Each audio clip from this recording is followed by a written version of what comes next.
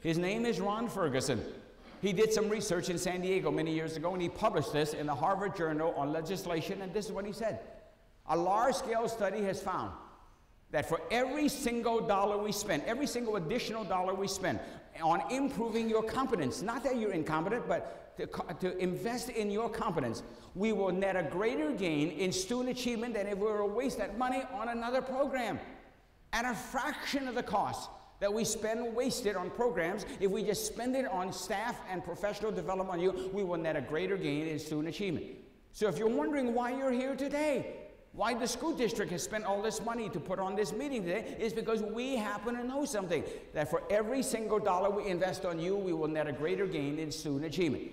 And so today, I wish each and every one of you the greatest bunch of kids you've ever had in your entire life. I hope you have a good class. I hope you have wonderful administrators. I hope you have supplies and materials. I hope you have supportive parents. But whether you do or not, it's irrelevant, because my fellow classroom teachers, I want you to know something. School does not begin until you and I walk through the door. And when you and I walk through the door, school begins, and these kids are going to learn or not learn based on what you and I know to do, period. It is that simple. And so I'd like to share with you now what it is that effective teachers do in the classroom to cause their kids to be very, very effective. There are three characteristics of an effective teacher.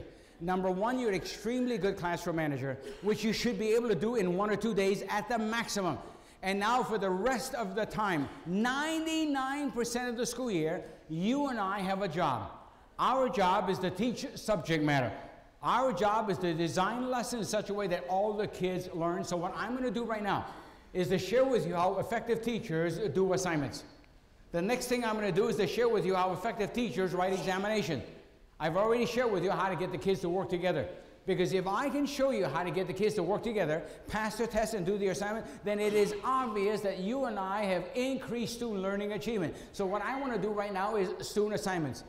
Number one, I'd like to share with you what's a bad assignment or an ineffective assignment.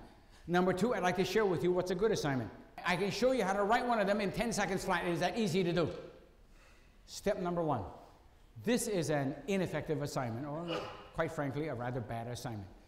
Class, your assignment for this week is Chapter 7. I will give you a test Friday covering everything in Chapter 7. Now, moms of America, you love your child. You're sitting there at the dinner table. You want your child to grow up to be a brain surgeon. You say to that child of yours, I love you, I want to help you. What is your assignment? And child of mine says, Mom, it is Chapter 7. Mom, would you mind telling me what that means? What does Chapter 7 mean? What is your student responsible for? What's going to be on the test? What's your student supposed to know?